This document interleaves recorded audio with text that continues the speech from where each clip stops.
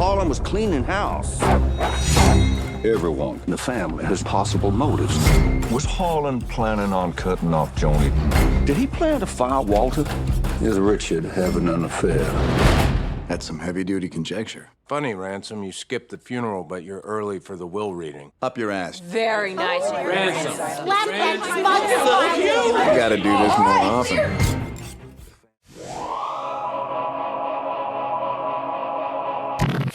Hello, everyone, and welcome back to Film Optics. And today we're going to be reviewing Knives Out a week early. So that's really, really fun. My name is Christian, and I'm joined with Devin as always. How are you doing today, buddy? It's a good day. It was a good little movie event. Yeah, it's a good day, man. It's a Friday. Thanksgiving's next week. It's just a magical time of the year, you know? Yeah, I know you got some Black Friday shopping to look forward to. Oh, yeah. Well, technically it's Black Thursday. Yeah, unfortunately. Yeah, they always try to sneak those deals in there a little bit sooner than expected. But hey, man, I'm ready. I'm prepared. I'm just gonna go on and shop till I drop, and hopefully find some good deals on some movies and such.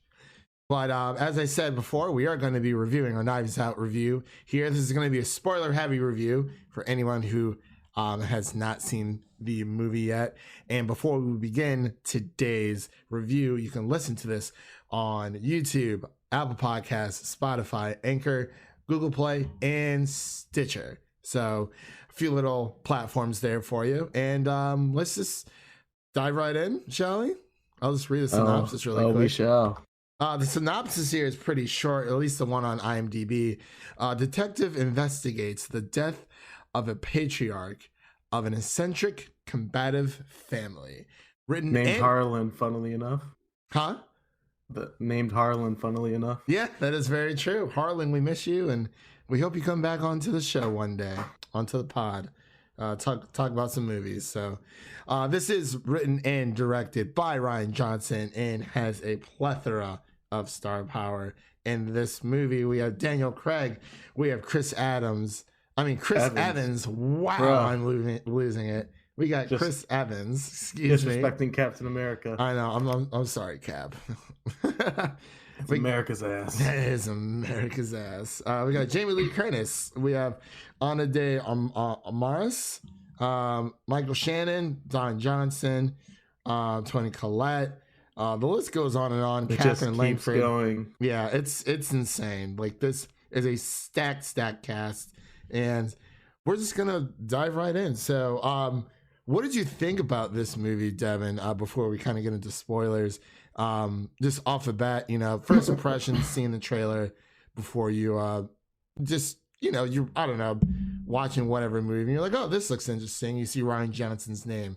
What is your first reaction? It was hard not to be excited just on the cast when you first see like all those people.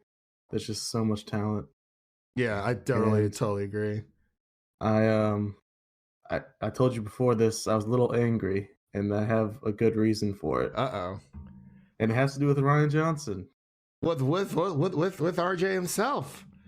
So if you see on IMDb, this movie has somewhat of a low rating. It's 6.8.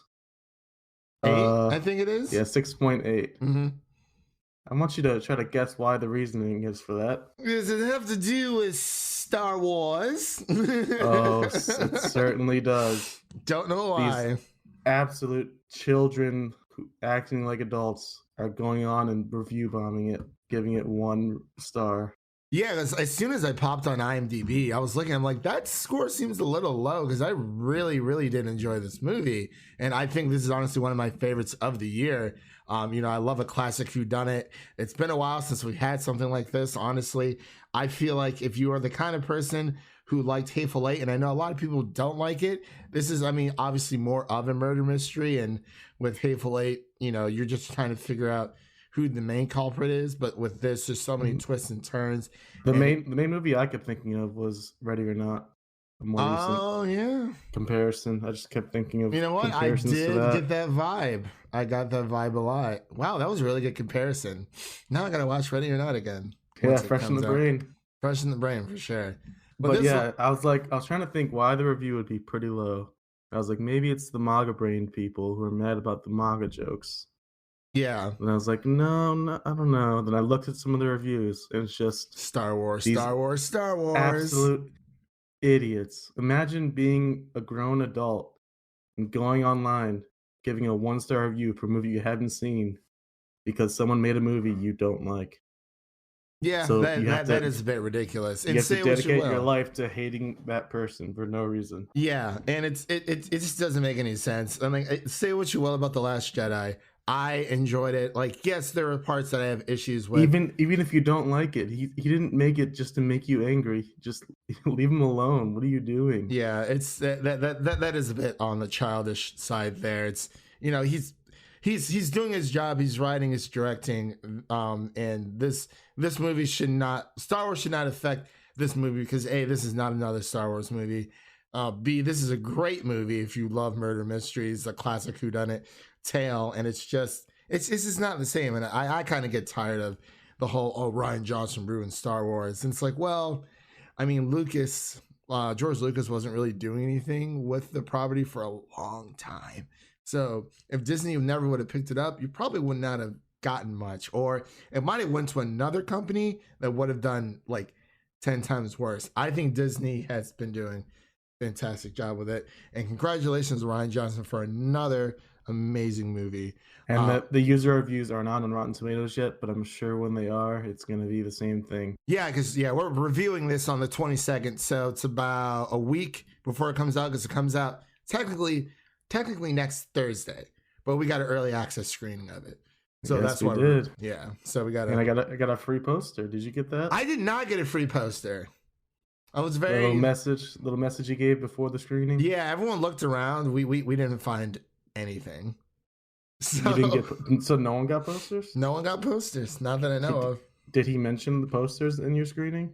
He did. There was like a little recorded. He's like, "Hey, AMC, blah Yeah, blah blah." I got that too. But no one. That's weird that no one got them. They must have just like. Well, I kind of dipped out halfway through after they showed kind of like the cartoon murals, because I thought there was going to be something else. Some people stuck around, but I had to pee. So, and then I kind of just.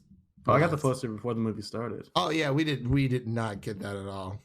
How big is the poster? Like, is it just like the, or is it like just a regular one poster that they usually give out? I got you. Like Captain Marvel, Infinity War, Endgame. Not Infinity War, but hoping to get one for Frozen, maybe. No, I'm kidding. But yeah. But on the topic of these absolute idiots, I found a piece of trivia that I thought was very funny and on topic. Oh boy, let's hear this one. So Jacob Thrambe, who was he was like the teen that was on his phone the whole time. Yeah, the horny Nazi jerk. Yeah, he's an alt-right idiot, horny kid.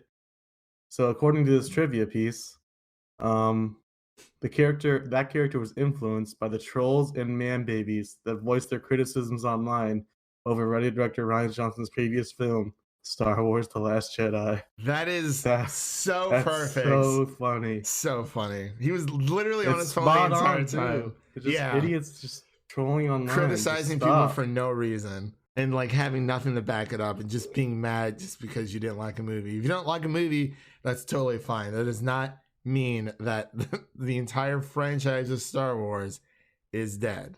Because man babies is a perfect description for them. Yeah, I mean, honestly, let's be frank. Like, Star Wars didn't really start getting popular until Empire Strikes Back. So, just saying. Like, if you go back and look at the like original reviews when it came out, the first Star Wars did not do that good. I mean, like, it was cool, you know, something new, something different. But I just think people, it's just like, don't you ever get tired of it? And the whole, you know, these are supposed to be quote unquote fans of a certain fandom or a certain franchise. There's no more toxic fandom than Star Wars. It's ridiculous. It's ridiculous because it's just like, oh, you know, how can you be a fan of something and be toxic at that same thing that you love at the same time? But anyway, they don't deserve Mando. They shouldn't be able to watch it.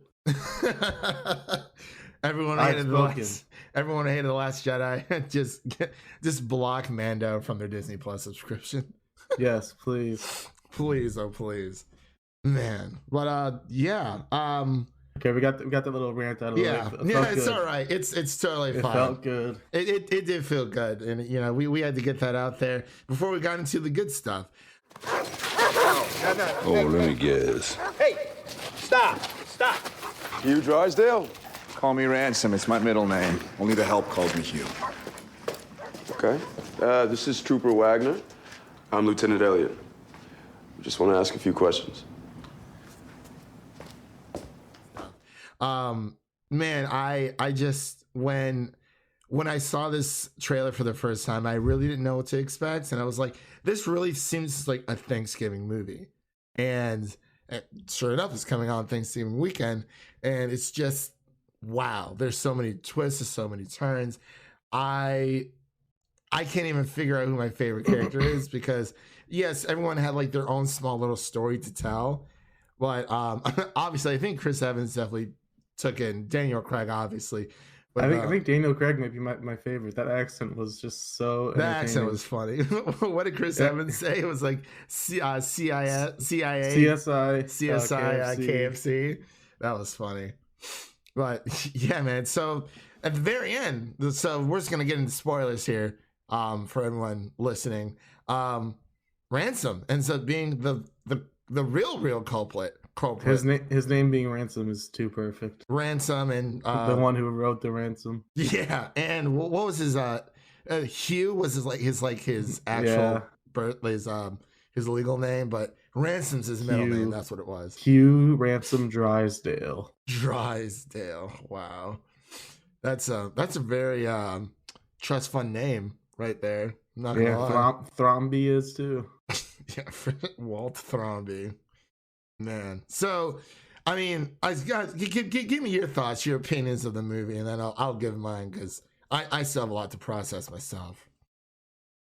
Yeah, there's definitely a lot to process. Like you said at the end, our boy Captain America is evil now. He's a bad guy. Hail Hydra. Hail Hydra. He's on the bad side. He was looking fly, man. Whew. Yeah, looking real nice in that clothes. I think the best words I can describe it are just like razor sharp. Like, yeah, it was just so.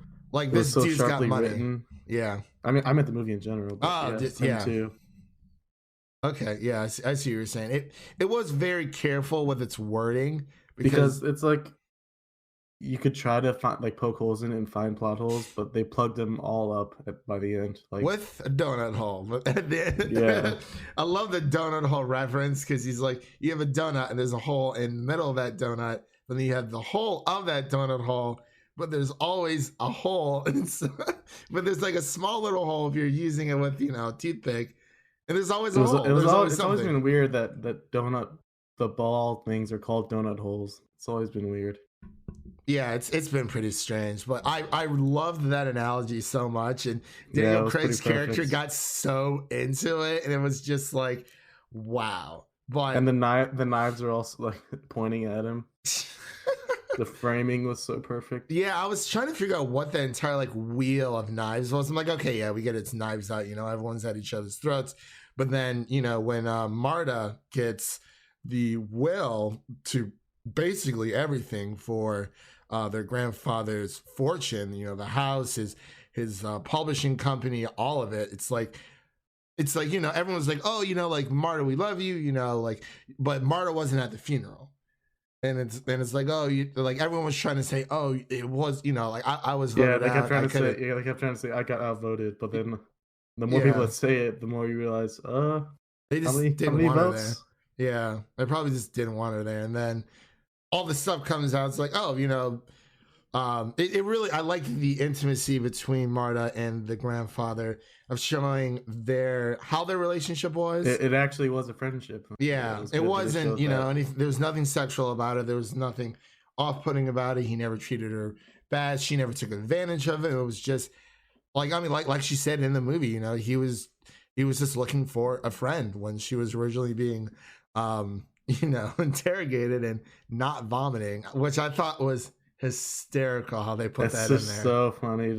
How do you? I don't even know how you come up with that. It's such a perfect for a movie like this. It really murder mystery. Someone vomits whenever they lie. It's so perfect. And it's not like yeah, it was right after, but at more times than not, she held it in until the very end, and especially at the big reveal when she dupes Chris, Ransom's whole master plan and trying to make it seem that the other lady had actually survived the overdose of the morphine, and then she was like bleh, like right at the very end. I'm like, oh Yeah, God. all over his face. It was so good. Yeah, it was fantastic. And I think we gotta talk about Ana de Armas. yeah, let's talk about her because she did a fantastic job, and I feel like it was her character was very inviting. She really was like a pure soul. Yeah, I think in all this. I think I have a similar feeling back to Ready or Not. She kind of reminds me of Samara Weaving, kind of just like a star, like growing up before our eyes, possibly. She definitely has some star potential. Yeah, and definitely, both of them being the innocent ones in, these crazy families. When one's with Samara Weaving, that family's obsessed with living and you're worshiping the devil. That was a little bit more freaky, especially during the beginning with like all the masks and stuff. But with this one, everyone's like, you're like, oh, well, grandfather loved us, and like, this dude's turning 85 years old, and he's like, you know what?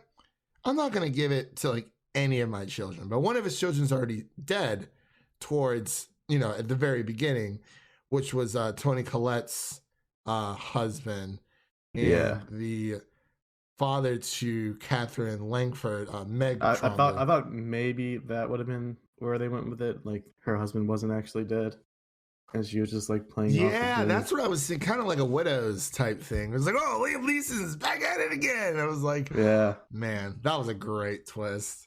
But I thought Ana de Armas looked familiar, so when I looked at her, yeah, she does look a little familiar. She was in Blade Runner 2049. Totally forgot. I still haven't seen that movie.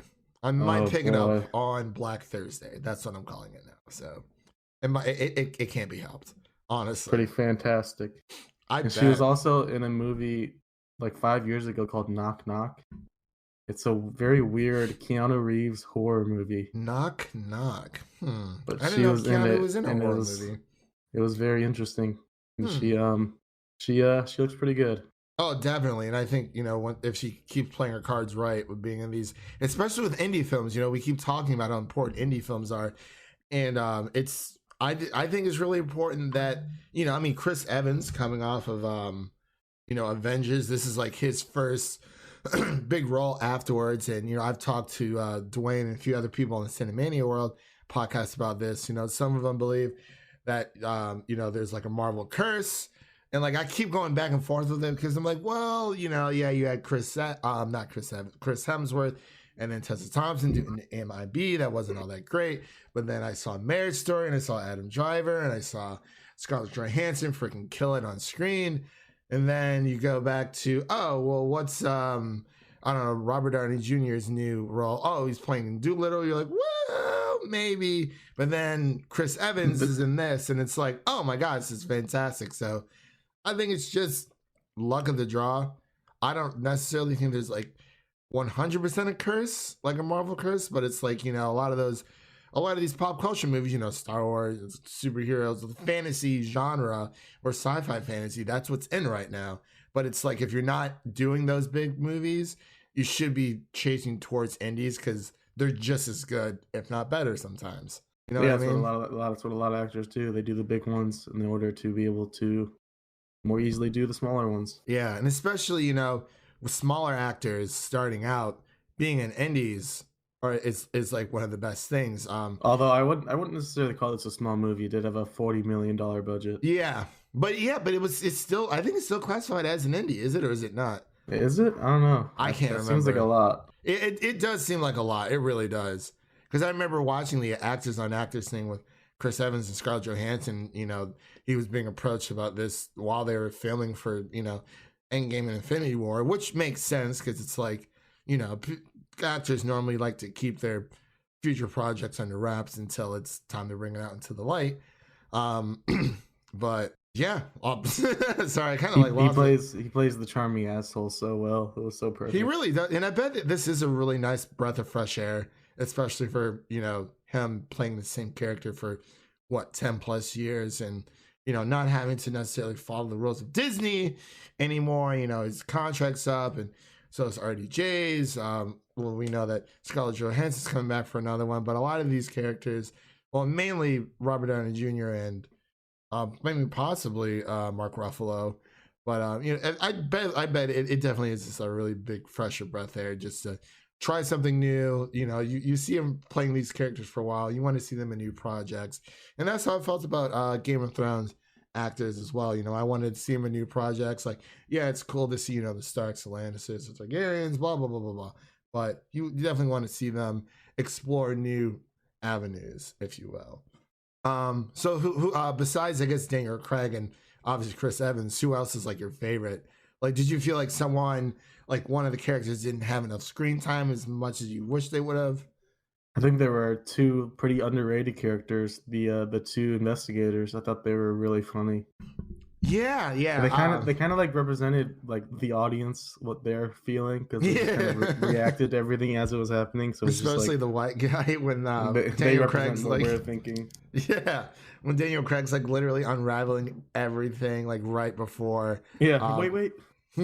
Right before Marta like tells the entire family that she quote unquote killed their grandfather, and then Lieutenant Elliot, he's like, damn. Like, it was just crazy. I thought it was on a whim. I'm like, there's no way Ransom did it. And then I was like, oh wow, he actually did it. But it wasn't like, okay, like a who done it. Like, we knew who had essentially done it, because I thought at least 30 minutes in that I had figured it out, and then I was just totally lost. I'm like, I'm just gonna sit back, relax, and enjoy this, and find out who the real culprit is and what their reasoning was, because that's and I love the ending reveal where it was the Hugh thing. Yeah, that was actually very clever, because, you know, when she was taking those deep breaths, it sounded like Hugh did this, and instead of saying Hugh, because, you know, she's taking those same those breaths at the same time, she's like, you did this. And then she's like, what, me? And she's like, oh, she wasn't saying you, she was saying Hugh. And it's all like, okay, that could have come off as pretty cheap or cheesy, but they actually set up the breadcrumbs like throughout the movie. Yeah, because they mentioned that his name was Hugh in the middle of the movie, and then they also mentioned that the help. I hated when they kept saying the help. That was cringy. The help has to call him Hugh, and then she's like, "Because you're an asshole." Yeah. And then the very, very end, when Chris Evans goes for one of the knives, and they're just retractable, and he's like, they set that one up too. That was the prop knife. Yeah, that was really funny. But it was, I really wish, I think the only person, well, I guess Catherine Langford, she did have a pretty nice, I think everyone did have actually do you think she was underutilized? Do you think she was being like deceitful? Catherine? Do you think she was like kind of trying to get on her good side? Yeah, at first I did think, because, you know, when they find out that, you know, Marta, you know, when she inherits everything, and then Catherine calls her, and at first I was like, okay, maybe this you know, sounds, you know, sentimental and, you know, meaningful, because, you know, her mom was double dipping with the money that was supposed to be sending Meg to school.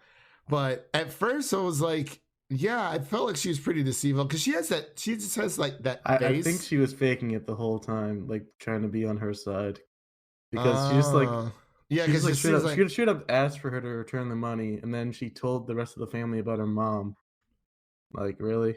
Yeah, that is true. It did seem like she was a little bit baited into it, but for like a split second, I thought that I was like, maybe she is. Like, as soon as, you know, when she was talking to Marta on the phone, and she's saying that, you know, her mom's broke, and Marta's like, you know, I'll give you your money, and she's like, thanks, click, bye. And I was like, yo, what? Like, okay, that's when I was like, no, she's definitely out for it for herself, because everyone else was just so obsessed with their own grandfather's fortune, and it's like they couldn't see the bigger picture.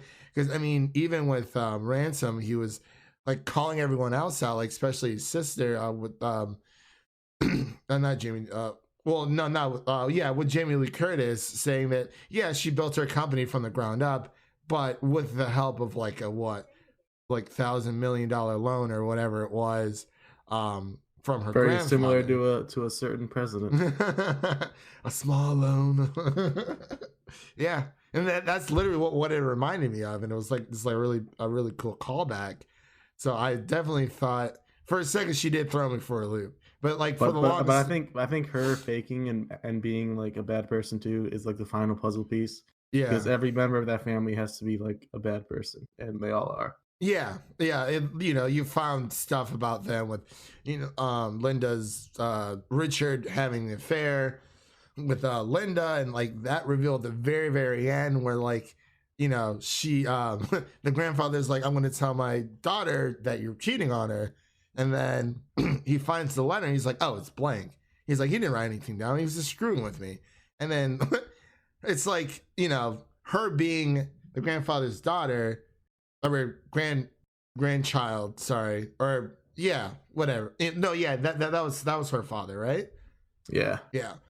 With that being, her father, and she's using like the lighter to kind of like decode the message because she knows her father that well. It really did show how connected they all like truly were, instead of just saying, oh yeah, that's her grandfather, he has a lot of money and I want it after he dies. But yeah, that was pretty cool. I think one of the funnier parts was Great Nana. They're like, "How old is she?" She was like, "No one knows. Nobody knows." She's because how is the grandpa's mom still alive? That's actually crazy. I mean, sometimes it happens, man. I mean, women tend to normally live longer than men, but the fact that technically after we find out that between the morphine and the other drug that everything was switched, and that Marta actually gave Harlan the correct dosage. Correct dosage. I mean, he did end up killing himself, but it was just there was so many plots, and I was like, there's like I didn't even know, but it all tied together at the end. Like, they were like so nicely. It was insane. Because in the middle of the movie, I was like really worried because of the one plot hole that was like, wouldn't the morphine be in the system? I was like, why are they bringing this up? Oh, yeah, no. I was thinking that for a second too. But then they explained it. Because it's set up to where you think that this is set in a different period of time, but everyone has smartphones. So then it's like, okay, this is set in the modern day and age, but it does have that kind of a older school feeling to it. It's like maybe that's the school, the family's is very old fashioned. They did have a lot of money, and normally people who have a lot of money can get a bit estranged from time to time. So from reality. Yeah, definitely. I mean, look at all the the set pieces that was during in the movie. Overall, it was just like the most bizarre things I've ever seen in my life. It was crazy. But did you have any gripes with the movie? I know we've been, as always, we always gush about the good stuff, but did you have any like general or genuine concerns about the film? I had some worries in the middle of it, like I just mentioned, but I think by the end it all kind of settled and it all made sense in the end. Yeah, like I don't think I think the pacing of this movie was really well. Never once checked up my phone whatsoever, and I've been like trying not to do that lately. I don't know what it's been. Maybe it's just been like the past few movies. I'm like, well, especially Charlie's Angels. I mean, come on, and then Ford v Ferrari. It's just, I mean, this was just like beat for beat, and it just kept... the laughs were very consistent too. Yeah, they really were. It wasn't like I didn't think this movie was very campy or anything like that. I thought it was. I thought it was perfect. Yeah, they definitely stretched the jokes out to be throughout the film, so it wasn't just like joke after another after another after another. It's like, okay, well, is this like a actual comedy, or is this like an actual classic whodunit? And it's been a while since we've seen this, so I'm very, very happy that something like this exists. Man, was there anything else you wanted to touch on? That ending, that final shot, I loved it. Yeah, well, they're all out of the house. Ransom gets gets up on the balcony and staring down at all the family, and the tables have turned. Sipping on Ransom's mug. I love her sister. She was like, "Are we rich?" Like, as soon as everyone's like, you have the press, you have the media going to her house, And then I actually thought they were gonna like assault her in some way. But I mean, obviously besides ransom, because it's like he's a trust fund baby or kid of the family, minus the the Hitler, the masturbating Hitler Nazi. Oh my god, that was so funny. I thought that was like one of the funniest lines in the entire movie. Yeah, and I love the coffee mug. My house, my rules. Yeah, So it really did have the as you were saying, the Ready or Not vibe towards the end. Not obviously the family was still there, but with Samara Weaving being on the step and she's all bloody and like it was just, I mean, even victorious. Yeah, victorious essentially. Yeah, and it's Ransom's being taken away, and then Meg's just kind of there. Like, I mean, she was kind of an innocent bystander, and no, you could really tell that she didn't really want to. But I haven't really seen her in too much since 13 Reasons Why. I thought she did a really good job though. She was very compassionate. She was very understandable. But it was kind of like you can kind of tell in her face. She's like, hey, like they're making me do this, but like I said, that one scene where she kind of just hangs up the phone as soon as Marta's like, yeah, I'll give you the money you want. She's like, oh, okay, cool. And I was like, maybe I thought she was out for just herself. And then it pans over to everyone else is in the room with her. I was like, I probably should have saw that coming, but you never know, And I mean, Toni Collette had some really good lines too, but it was just so perfectly woven together. It might be the best ensemble of the year. I think so. Like there's I can't really say much, but I think the runtime was fine. I don't even know how long this movie was. I didn't even pay attention. I was completely glued to 2 hours, 10 minutes. 2 hours, 10 minutes. Okay. And it did not feel like it. It did not. Unlike Ford vs. Ferrari. Yeah. Oh my gosh, dude. I swear. Like, yeah, I enjoy Ford v Ferrari, but like, it was just, there was something about with that pacing. I felt like I was there for 5 hours, man. I was like, okay, like this is cool. There's a lot of great actors, but when is this movie going to be over? It's like, you can only tell so much in a racing story. And obviously you can only do that with, a whodunit mystery, film, but it's like, you can at least keep it interesting with these, classic whodunit films. It's just, where does it end? I don't know. But did you want to get into scores or? Yeah. All right. So, what would you give this out of 100 knives? So, 100 knives. There might have been 100 knives on that weird circle thing. Yeah, dude, there's so many on that thing. I was like, where did you find all of those? But yeah, I was gonna go like low 90s, but then after seeing these dumb man baby Star Wars fans, I'm giving it a 95. We gotta even out their low ratings and give it the true rating it deserves. Yeah, and honestly, and and with these past few movies that we've seen, I think last two that we saw that we reviewed together was Ford v Ferrari and Charlie's Angels. That was just a really dud weekend. I saw Waves. I did a little bit of a spoiler review for that, and after I did it, I was like thinking about it. I was like, that is not at all what this movie is about. And I was like, screw it, it's still gonna go up. Like, whatever. But definitely want to do a spoiler review for that, because I want to hear your thoughts about it, because I definitely want to see it again just to get a feel for it. But I'm definitely gonna agree with you. I'm gonna give this a 95 out of 100 as well, because it is definitely one of my favorite movies of the year, and possibly might make my top 5. But we have a lot more movies to see, man. It is like pure Oscar season from here on out. Like, this is so much stuff. It's insane. But yeah, I guess that wraps it up for our Knives Out spoiler heavy review. Devin, thank you for coming on as always.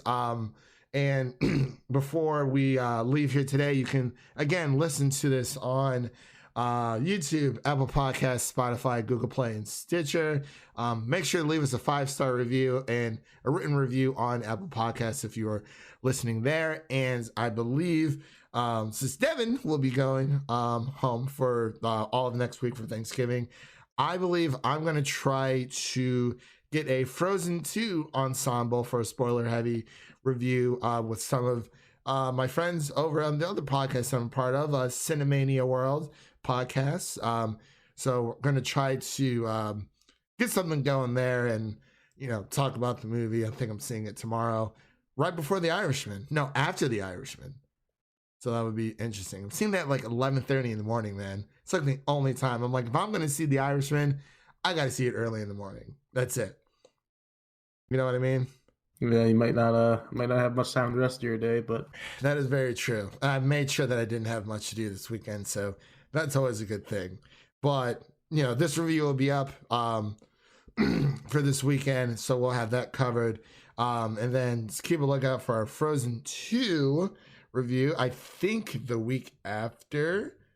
I think the week you get back, Queen and Slim comes out. Maybe. Want to see some 21 Bridges? I think my dad wants to. Oh, really? It is the Russo brothers, so you it never know. It is. And I kept telling everyone on Cinemania World, I'm like, you know what? Chadwick Boseman needs to do his Wakandan accent, and I'm there. Just be like, close down all the bridges, close down all the rivers, and get this man a shield. Get this man a gun. But yeah, that'll do it here for us today, and we will see you guys in the next one. I suspect foul play.